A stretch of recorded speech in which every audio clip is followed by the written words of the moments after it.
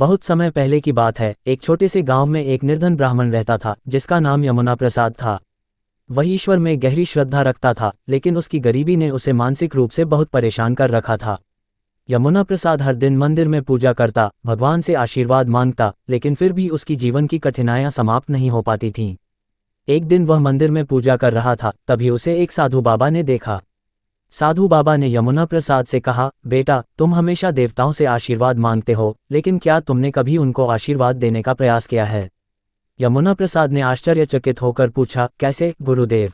साधु बाबा मुस्कुराए और बोले, देवता सिर्फ हमारी पूजा और प्रार्थनाओं के उत्तरदाता नहीं होते, बल्कि हमें भी उन्हें आशीर्वाद देना चाहिए। जिस तरह से हम अपनी समस्याओं में देवताओं से मदद मांगते हैं, वैसे ही जब हम उनकी मदद करते हैं तो उनकी कृपा हम पर बरसती है।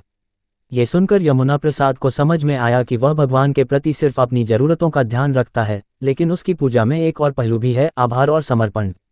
अगले दिन यमुना प्रसाद ने कुछ नए विचारों के साथ मंदिर में पूजा की। उसने न केवल भगवान से आशीर्वाद मांगा, बल्कि यह भी प्रार्थना की, हे भगवान, आप मुझे और शक्ति दे ताकि मैं आपके अन्य भक्तों की मदद कर सकूं। मुझे वह आशीर्वाद चाहिए जिससे मैं आपके कार्यों में भागीदार बन सकूं और दूसरों के जीवन को रोशन कर सकूं।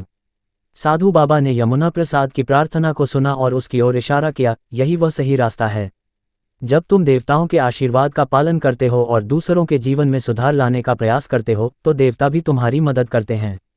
तुम्हारी भक्ति अब एक सच्चे रास्ते पर है। कुछ समय बाद यमुना प्रसाद की स्थिति सुधरने लगी।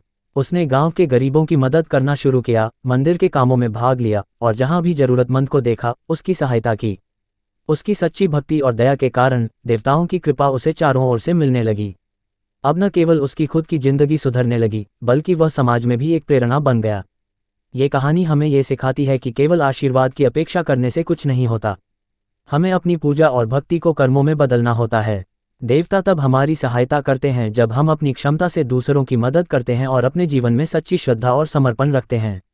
ये संदेश भी है कि हर कार्य में समर्पण और आभार रखने से जीवन में सच्चा सुख और समृद्धि आती है। कहानी अच्छी लगी तो लाइक और कमेंट करके हमारा प्रोत्साहन बढ़ाते रहें, ताकि हम इसी प्रकार की और कहानियां आप जैसे अच्छे श्रोता तक पहुंचाते रहें। साथ ही चैनल को सब्सक्राइब कर लें, जिससे हमारी आने वाली सभी वीडियोस की नोटिफिकेशन आप तक पहले पहुंचती रहे। धन्यवाद। नमो बुद्धाय।